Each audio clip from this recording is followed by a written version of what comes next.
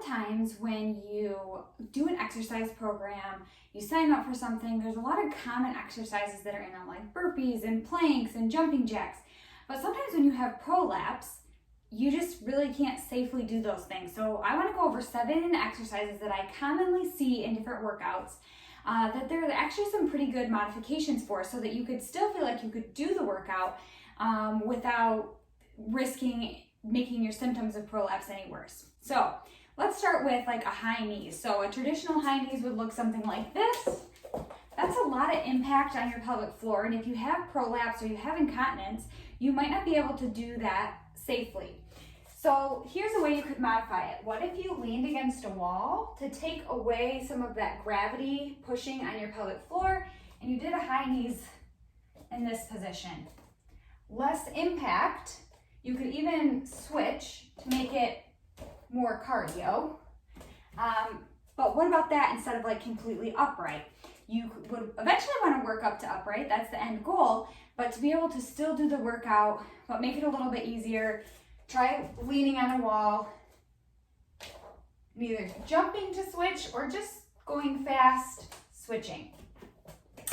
Another exercise that is commonly done in different workouts is a jumping jack.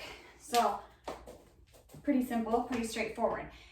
That again, lots of impact on our pelvic floor, might give us some incontinence, might make our prolapse worse. Depending on the severity of your symptoms, you could definitely do the wall and do the jumping jack in the wall. You could also do it in a straight plank position. Out and in, out and in. Now, be warned that to do that plank position, you do have to have pretty good core strength. So if you are struggling with some diastasis recti or abdominal separation, that plank modification for the jumping jack might not be ideal. If that's the case for you, here's another exercise we can modify is the plank. Doing a plank, like I said, puts a lot of strain on our abdominal muscles, and not all of us are ready for something like that. What if instead you did your plank in a knee position? So whether you're doing a full hands plank or you're down on your elbows, you could certainly modify the plank by being on your knees instead of on your feet. Another thing that we commonly want to do, and sometimes we can't because of prolapse, is running. So if you like to run, what about instead of running right out of the gates, what if you just did quick transitions between body weight stuff? So you did high knees, and then you were gonna do some burpees, which I'm gonna go over a modification for that next. And you just really quickly transition between exercises. You did a lot of reps, you did them a little bit faster, whatever the exercises you're doing, you just don't take breaks so that you're getting the cardio effect of a workout without actually running. When you are ready to start running again, think about things like ditch the stroller at first. Try to avoid a lot of hilly terrain. Try to go less distance, and then also try to slow down your speed a little bit. Make these modifications and ramp up, like add a little more distance one day and then a little more speed the next day. In the end, then you're doing the distance you want at the speed you want with your stroller. But it's not all gonna happen overnight. You gotta work up to things like that. So as promised, I wanna go over a modification for the burpee. So you're doing a burpee, you get down, knees jump back, or your feet jump back, feet jump up, and you jump up, right? Well, that isn't always great when we have prolapse, especially that jumping forward as well. So what if you stepped back one leg at a time, you brought one leg forward at a time, and you reached up instead of jumping? One leg back, other leg back, one leg forward, other leg forward, up. That could be a nice, easy modification to avoid the impact and the jumping that sometimes we can't really do with prolapse when it's pretty fresh and we don't have the strength in our pelvic floors that we want to work up to. Squat jump is another popular thing that we see in workouts, especially at home workouts, which a lot of us are doing right now. So a squat would look like that, where you leave your feet.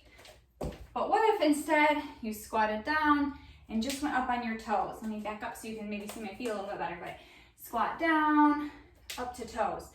And even without jumping, if you did this at the right speed, or perhaps if you added a weight here, you're holding a weight as you squat down and go up onto your toes, I guarantee if you do enough of them, you will feel a burn just as much as if you were jumping. So that is another exercise that you can modify if you are dealing with the symptoms of prolapse.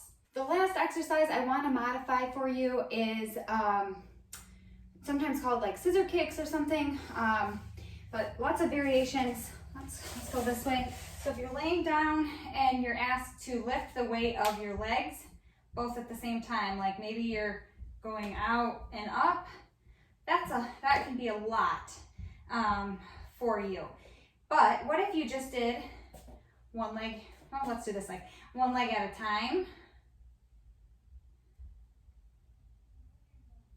or just one comes down at a time. What if one is stabilizing and the other is lifting instead of lifting both? That's very, very challenging to lift both like that, but just to lift one is a little bit of a challenge without overdoing it. You want to really focus on your breath work and making sure you have good connection with your deep abdominals and your pelvic floor before you advance to those really challenging exercises. There are not many exercises that are completely off limits forever.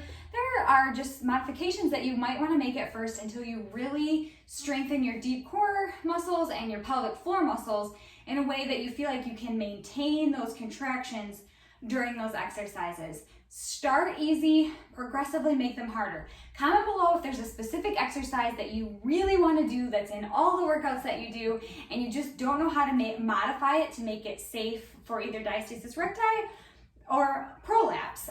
Both of those things are things that we deal with postpartum. So whatever it is, put it in there, and I would love to get you a video of how you could modify that specific exercise. As always, please subscribe to my channel if you want to learn more about how to heal and recover in safe and effective ways postpartum. I put out videos every single week, and if you click the little bell to get notifications, you won't miss any of them. Thanks for tuning in today, and we will see you all next time.